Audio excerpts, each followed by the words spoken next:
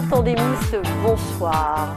À l'heure où dans les universités de France et de Navarre sont organisées des réunions interdites aux Blancs et aux hommes, des réunions qualifiées de non mixtes racisées, je me demande si nous n'allons pas devoir élargir le champ d'action de notre émission.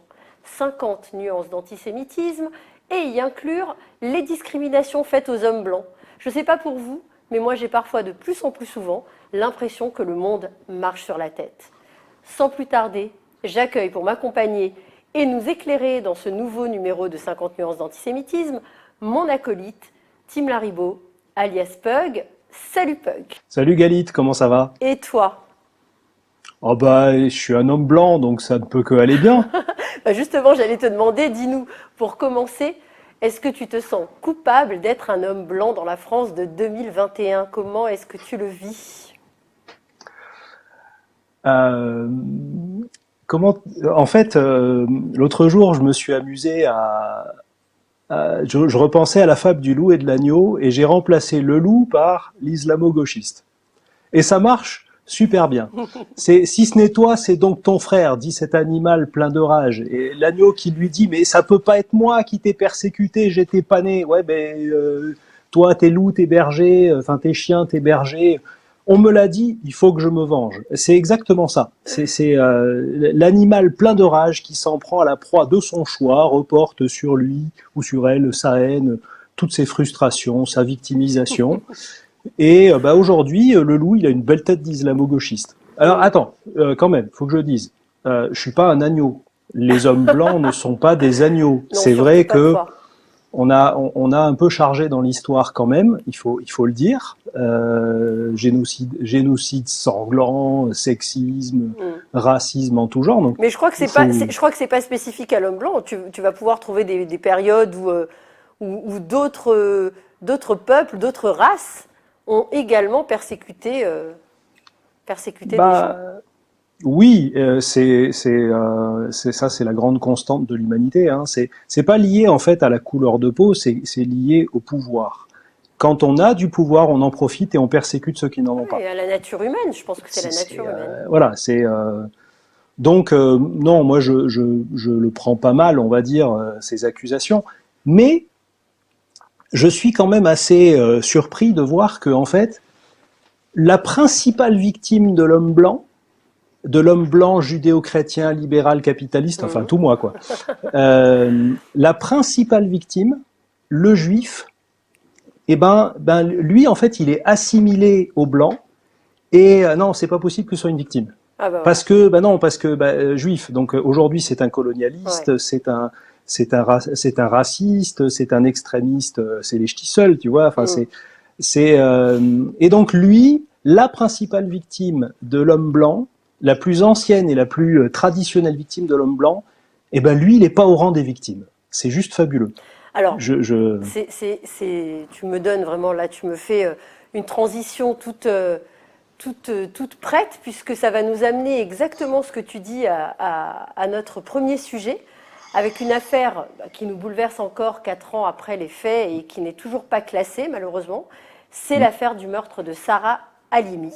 Alors, ça va être notre premier sujet de ce soir dans 50 nuances d'antisémitisme.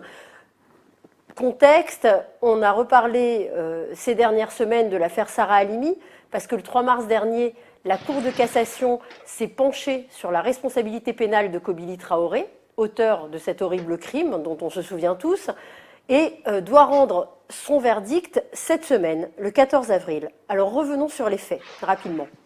Dans la nuit du 3 au 4 avril 2017, dans le 11e arrondissement de Paris, Kobili Traoré, 27 ans, tue sa voisine Sarah Halimi en la jetant par-dessus la rambarde du 3e étage de l'immeuble où ils habitent tous les deux. Après être passé dans son appartement par les balcons, il frappe Sarah Halimi, il la frappe, il la bat, avant de la soulever et de la balancer par la fenêtre. Tout ça au cri de Allahu Akbar, hurlant qu'il avait tué le shaitan, le diable. Et quand les policiers l'interpellent dans le salon d'un appartement voisin où il s'était réfugié, Kobili Traoré récite des prières en arabe. En décembre 2019, la Cour d'appel conclut à l'abolition du discernement du meurtrier au moment des faits, ayant agi, selon elle, lors d'une bouffée délirante liée à une trop grande consommation de drogue. Cette décision signifie en fait la fin des poursuites judiciaires et prive ainsi la famille de Sarah Halimi d'un procès, alors même que la circonstance aggravante de l'antisémitisme avait été retenue.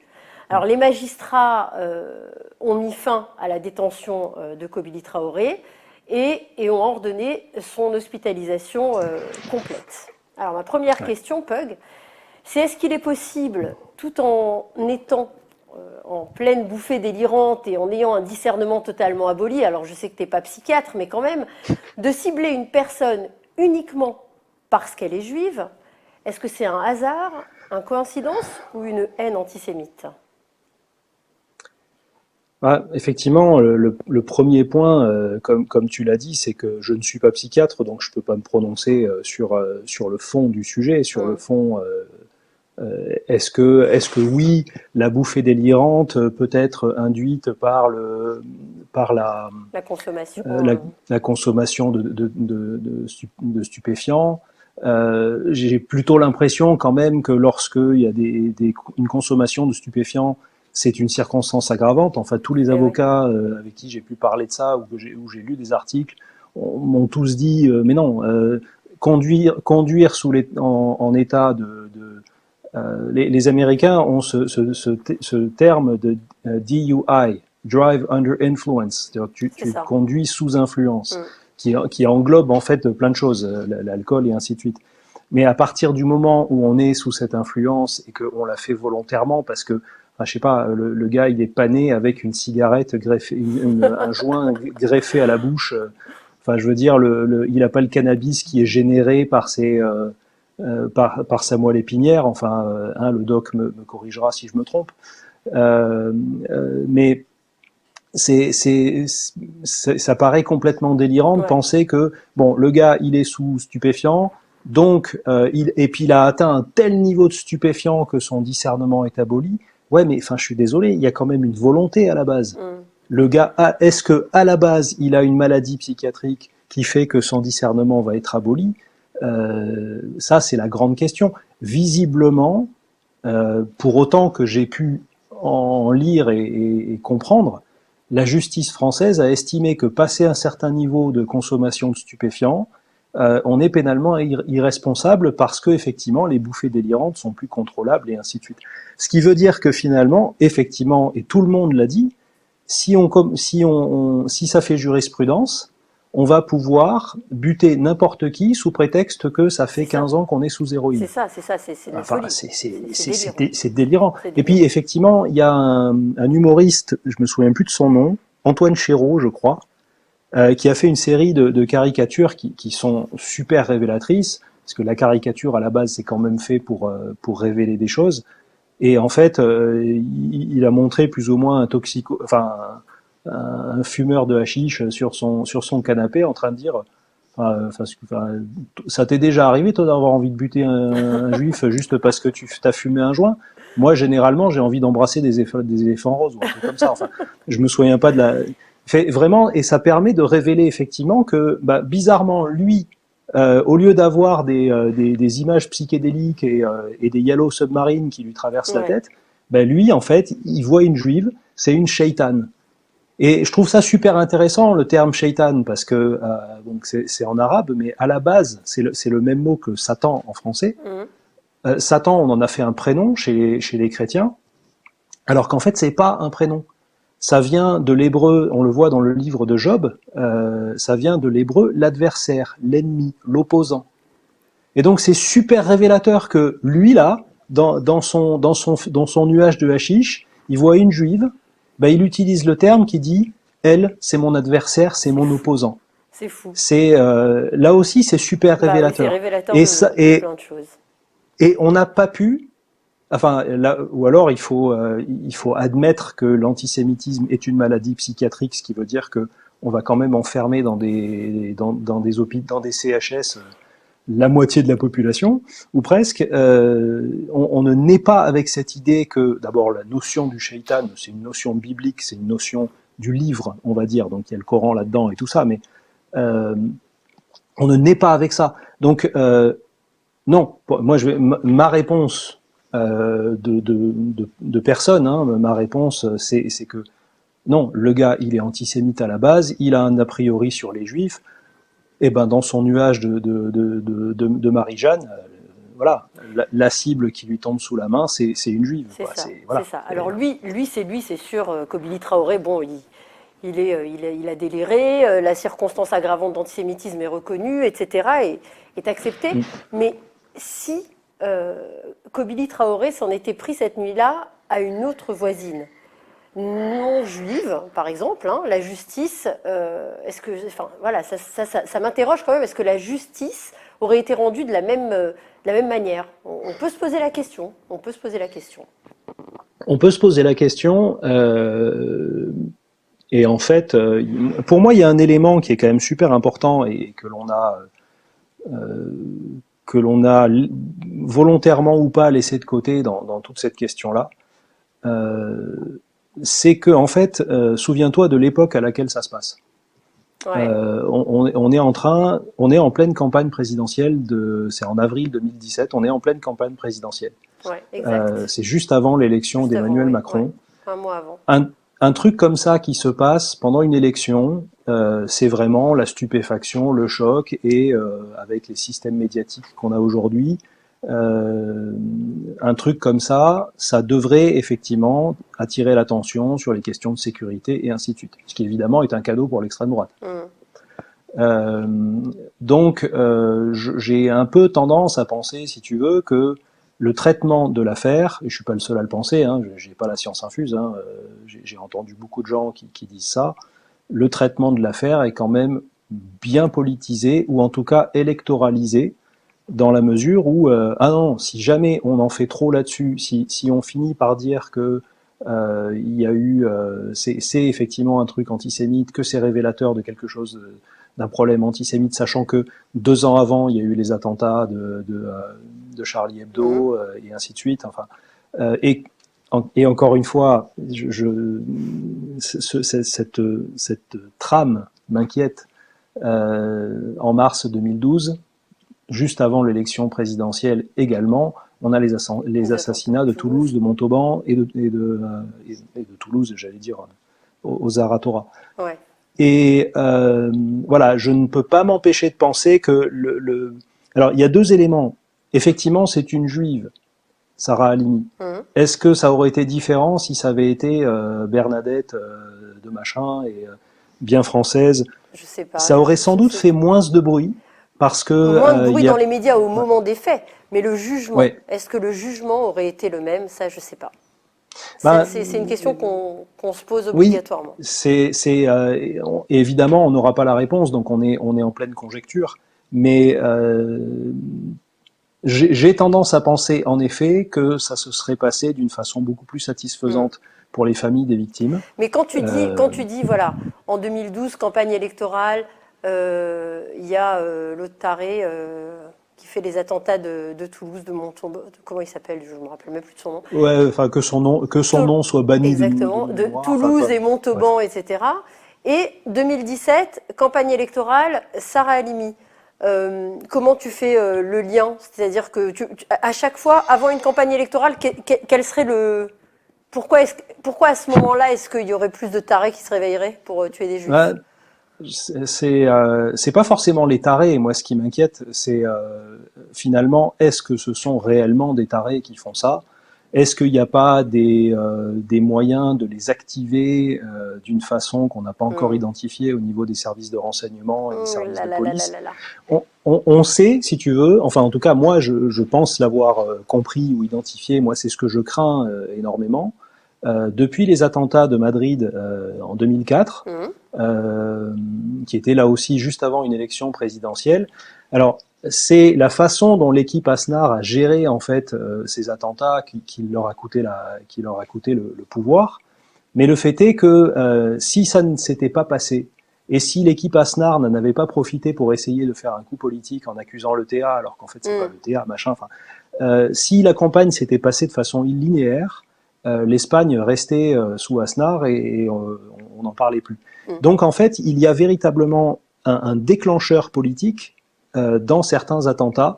Et si on place certains attentats à des endroits bien précis d'une campagne électorale, ça peut effectivement influer oui, sur l'élection. et voire même complètement changer. Imaginons, alors nous Français visiblement on est très très résistants parce que on nous a fait un attentat islamiste dans l'élection de 2012, on nous a fait 2015 plusieurs fois même, Ouais. 2016 avec Nice, on nous refait Sarah Halimi, on nous fait Mireille Knoll. Bon, pour l'instant, on est dur au mal parce que l'extrême droite, elle monte pas plus que ça. Ouais. Elle monte, Il y a des mais élections dans un an, il y a des élections dans un an. Mais, oui, mais alors, c'est par défaut. Ce sera presque par défaut parce qu'on en a tellement marre. Peut-être, ouais, peut-être. Alors je reviens Oui. à l'affaire Sarah Halimi et au procès là autour de Kobili Traoré dont on attend le jugement. Compte tenu du fait que le juge d'instruction, contre l'avis du procureur, avait prononcé un non-lieu, que la Cour d'appel avait retenu les responsabilités pénales, cette fois en accord avec le parquet général, quelles sont les chances que la décision de la Cour de cassation diverge des deux précédentes ? En fait, aussi délirant que ça puisse paraître, la Cour de cassation, elle ne se prononce pas sur le fond, mais sur la forme. On n'a pas en fait en France une Cour suprême à l'américaine où en fait le fond peut être jugé à chaque niveau, première instance, cour d'appel, et ensuite on passe à la Cour suprême où là vraiment ça fait jurisprudence. Nous en fait la Cour de cassation c'est une cour qui casse et qui juge, qui juge sur le fond, sur la forme, pardon, et qui casse si le droit n'a pas été respecté. Donc en fait là, dans le cas qui nous occupe, tout ce qu'on peut espérer, c'est que les procureurs, les magistrats qui ont géré ça, ont fait une petite boulette purement technique à un moment donné, et que ce soit repéré par la cour de cassation qui va s'appuyer là-dessus pour dire bon, on casse le jugement et on renvoie à une autre cour d'appel. Je précise encore une fois, je suis pas juriste, hein, ça c'est ma culture G, et comme tout le monde le sait, la culture, plus on en a, moins on en a, plus on l'étale. Mais le fait est que, effectivement, la Cour de cassation va renvoyer, si elle casse, ce sera pour des motifs purement techniques, et elle va renvoyer vers une autre cour d'appel qui, elle, va à nouveau se poser des questions. Et la deuxième cour d'appel, si elle est saisie, elle ne pourra se prononcer que sur ce qu'a fait le premier jugement. Donc en fait, quelque part, le serpent se mord toujours un peu la queue. Donc je suis assez pessimiste, d'autant plus que, alors là, critique violente de la Ve République et du système français, l'indépendance de la justice, chez nous, c'est un mythe. Voilà. Déjà parce que moi, quand on me dit indépendance alors qu'ils sont tous payés par la même source, voilà, c'est comme l'indépendance des journalistes quand on est subventionné par l'État.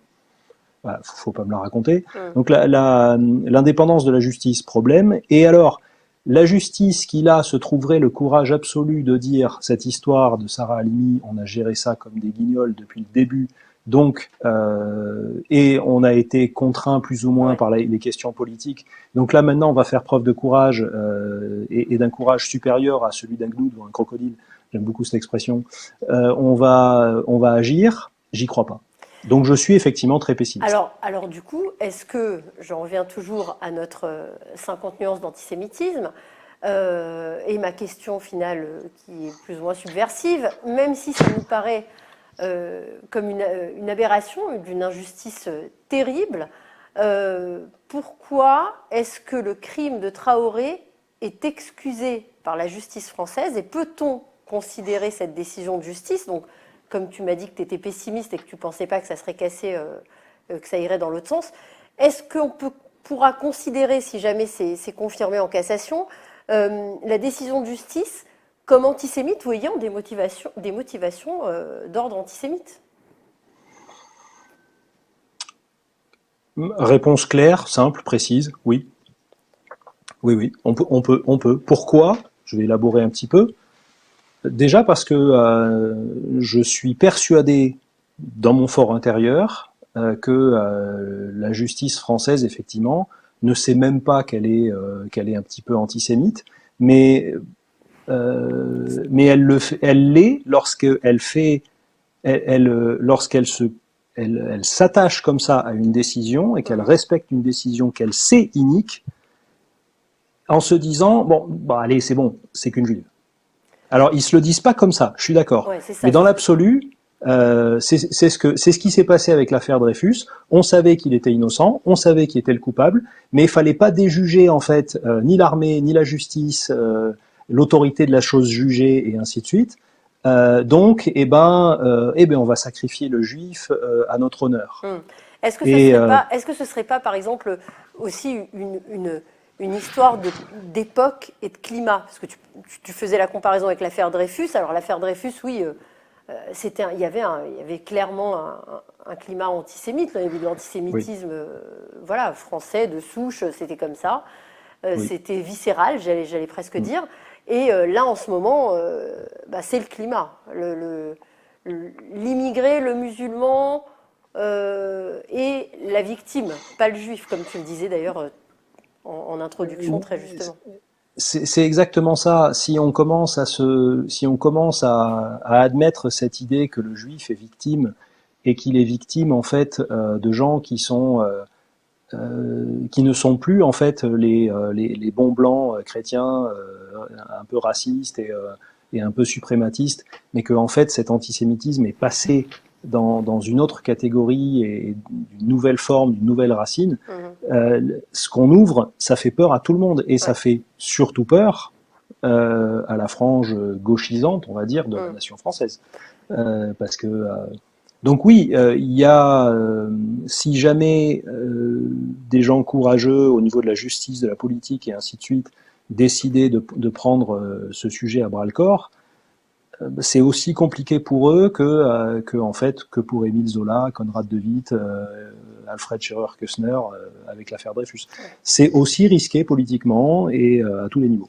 Donc oui, c'est l'antisémitisme a changé de nature, les mots sont plus les mêmes, les intentions sont plus les mêmes et tout ça, mais finalement lui est toujours bien là. C'est ça. Non seulement il est là, mais en plus on voit qu'effectivement donc on peut presque inconsciemment le retrouver dans la justice française. Et puis ça nous amène à notre deuxième sujet, puisque là, c'est pas la justice, mais c'est la représentation de l'État, si on veut, puisque c'est Strasbourg, la municipalité de Strasbourg, qui refuse d'adopter la définition de l'antisémitisme de l'IRA. Alors, j'explique en quelques secondes.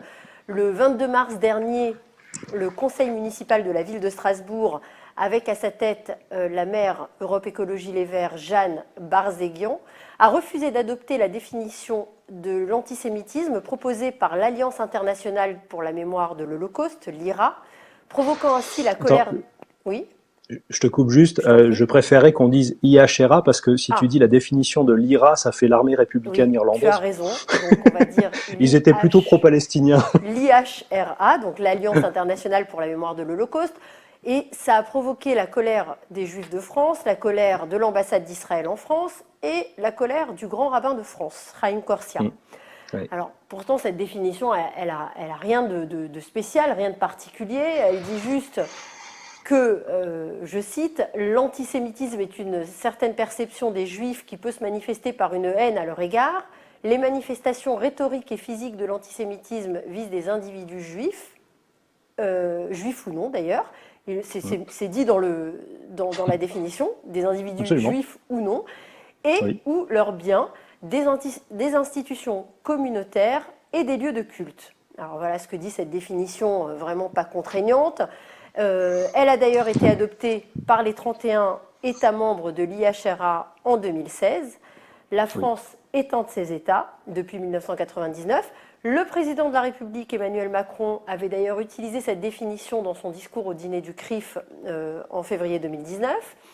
Et en janvier 2021, la ville de Nice a adopté cette définition. Et en février, le mois qui a suivi, février 2021, donc là, il y a 2 mois, c'est la ville de Paris qui a décidé, enfin en tout cas, qui l'a votée. Oui. Alors cette définition, elle a d'ailleurs été adoptée par la plupart des pays d'Europe, sans aucun problème. Et voilà que Strasbourg, petite capitale européenne, ville de l'Est de la France, décide de faire dissidence et de ne pas adopter cette définition.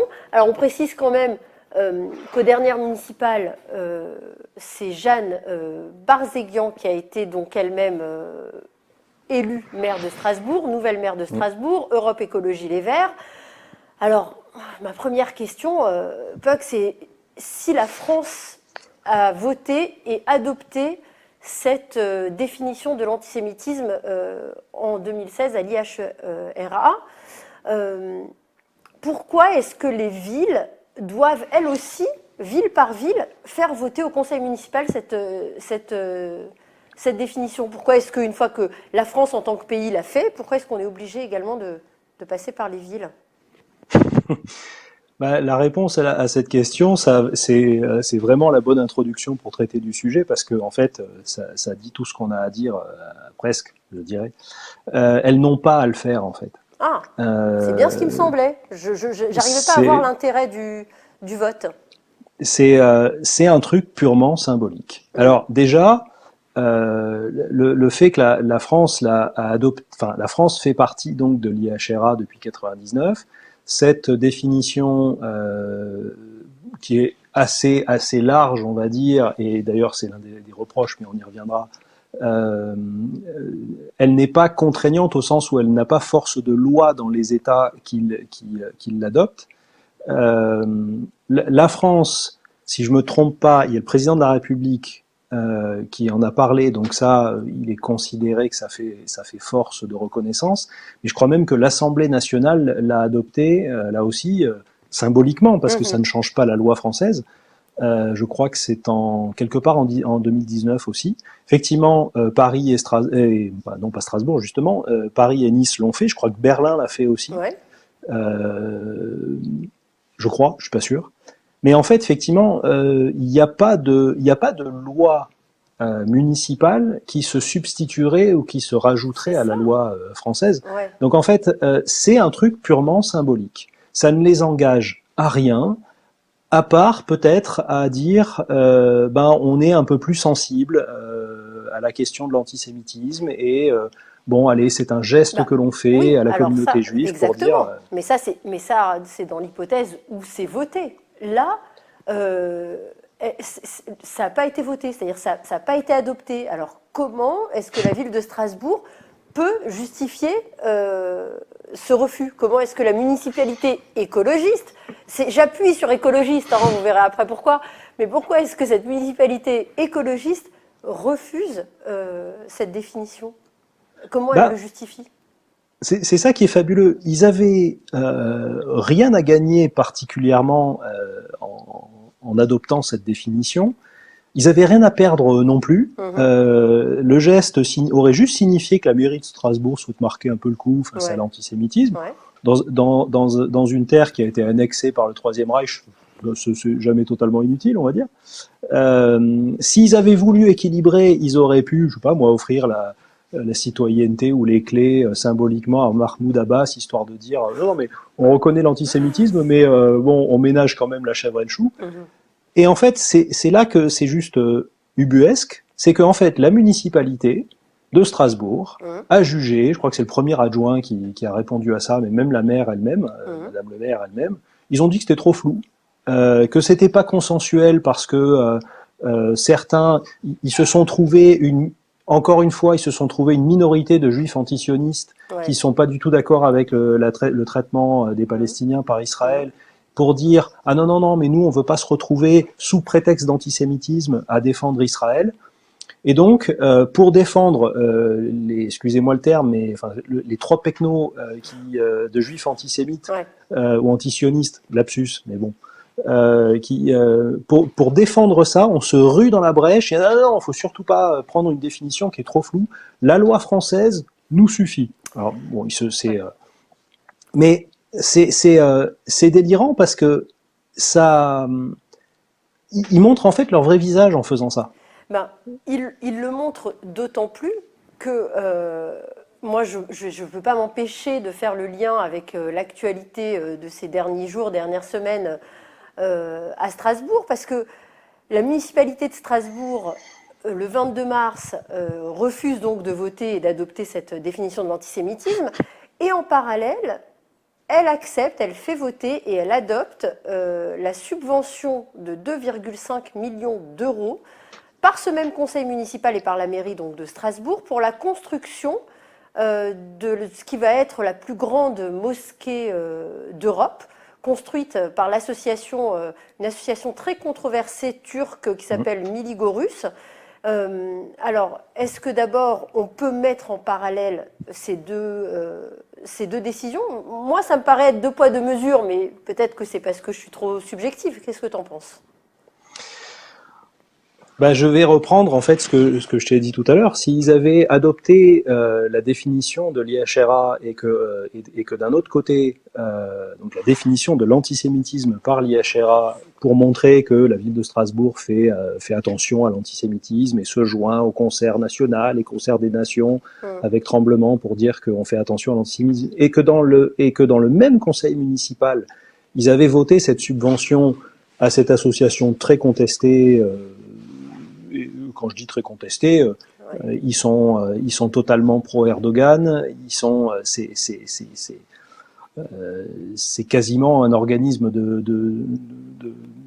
de conquête par propagande, cette association Miligorus, d'après tout ce que j'ai pu lire dessus. Mais je veux dire, ils auraient pu, s'ils avaient adopté dans la définition de l'IHRA et ensuite voté cette subvention, dans l'absolu, ils étaient relativement inattaquables. Et pour symboliser, ils auraient pu dire ouais, on a fait plaisir aux juifs, maintenant on fait plaisir aux musulmans, tout le monde est content, tout va bien. C'est ça. Et alors là, refuser de faire ce geste symbolique qui vraiment ne les engage à rien, quoique, on va y revenir, refuser ce geste pour ensuite se précipiter pour dire non mais on a été regardant sur la définition de l'antisémitisme, elle est trop large et tout ça, c'est trop compliqué, ça permet de condamner le soutien à Israël, enfin ça permet de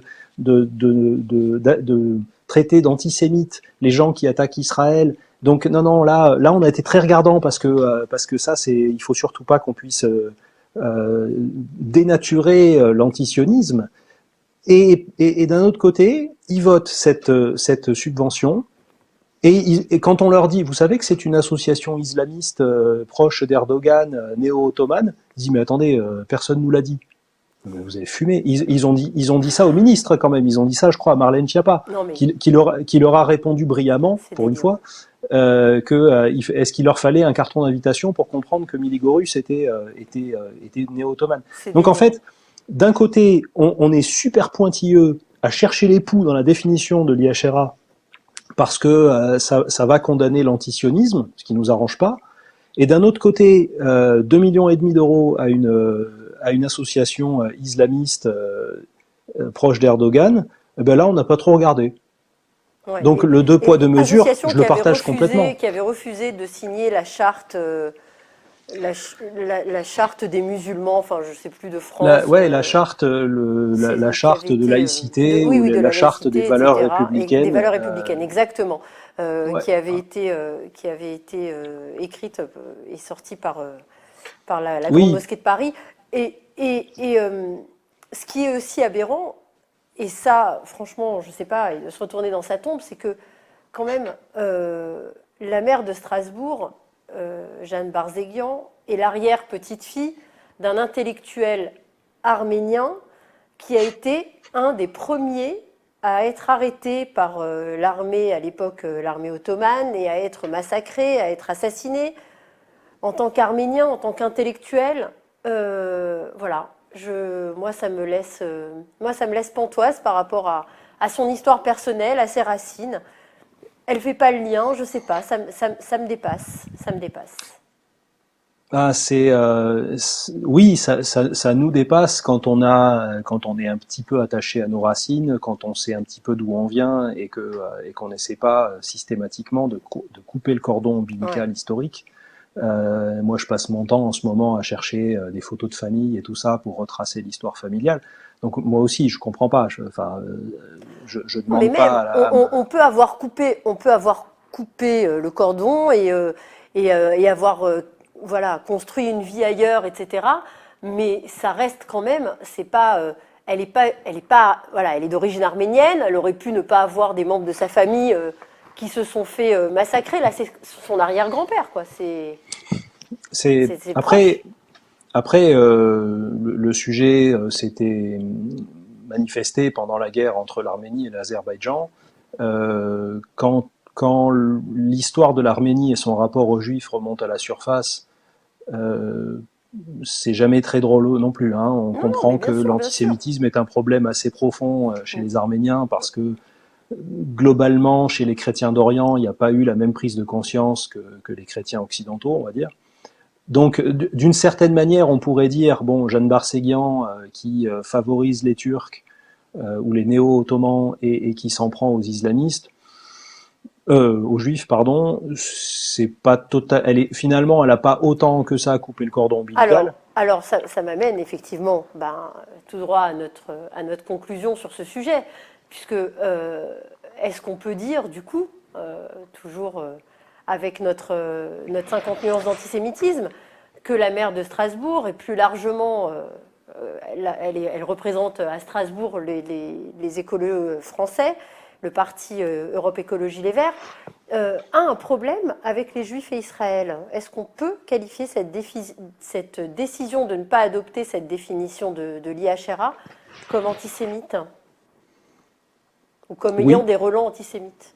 oui, oui, complètement. Et puis, je veux dire, on n'invente rien lorsqu'on dit que Europe Écologie Les Verts et de manière générale les écologistes ont un problème avec Israël. C'est Jean-Vincent Placé lui-même, donc sénateur vert, enfin ancien Mhm, sénateur, je crois, mhm. et ancien grand dirigeant des Verts à l'époque de Cécile Duflot et ainsi Ouais. de suite. Lui-même a dit dans une interview, Europe Écologie et Les Verts, c'est devenu le parti des Roms et de la Palestine. Donc, je veux dire, le tableau est planté. C'est effectivement, même si on nous dit toujours que l'islamo-gauchisme n'est pas un concept scientifique, Mhm. mais par contre l'extrême droite, ça l'est visiblement. L'islamo-gauchisme a complètement récupéré l'antisémitisme, l'a transformé à sa guise. Je vais me permettre de citer ce livre que je viens de recevoir, Antisémitisme, sous la direction d'Étienne Lermenot, et qui est en fait un acte des colloques, acte du colloque théologique organisé par le Conseil national des évangéliques de France à Paris le 5 octobre 2018. La préface que je viens de terminer a été écrite par un chercheur qui s'appelle Sébastien Fatt, et en fait, de façon absolument brillante, il montre comment en fait l'antisémitisme traditionnel chrétien, Ouais. un peu raciste, Mhm. nationaliste, tout ça, a complètement changé de visage. Et il n'est pas le seul à le dire parce que lui-même s'appuie sur la déclaration, enfin je crois que c'était un appel qu'avait fait Philippe Val, ancien directeur de la publication ou rédacteur en chef de De Charlie Charlie Hebdo. Hebdo, pour parler du nouvel antisémitisme, où effectivement la gauche anticapitaliste, pro-islamiste, alors là je vais me faire accuser de diffamation pour dire ça, mais à un moment donné, voilà, faut dire les choses, ou en tout cas Au point où tu en pro-islam, es.